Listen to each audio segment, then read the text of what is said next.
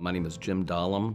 I was an intern, started out as an intern in the advance office. At the very last year he was in office in 1988. And then after his presidency, they had me back to do other advance work for him. We were very fortunate in my class there because we were at the end of the administration and President Reagan was out working for President Bush trying to get him elected. And so consequently, they ran out of advanced men and women because they were all over the country. So we ended up getting a whole lot of experience at nighttime and during the day when he was there because they needed some extra people. So we ended up doing some different work around Washington, D.C., which was great. My first trip out, I was at a hotel, and we were down in the bowels of the hotel where the kitchen is, and there's a loading dock, and the loading dock is where the president was coming in. And nothing fancy about it, nothing regal. It's just how they kept him safe after he had been shot.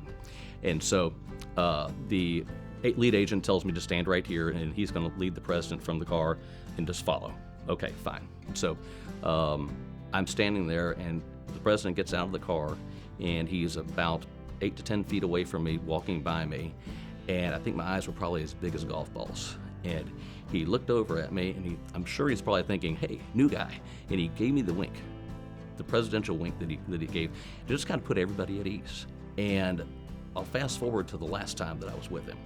And we were, after his presidency, we were in Nashville. We had just finished an event, and the motorcade, small motorcade that we had now, pulled up to the private plane, and there was nobody there, of course, to load the luggage, so it was the Secret Service agent and me picking up the luggage and slinging it into the bowels of the aircraft.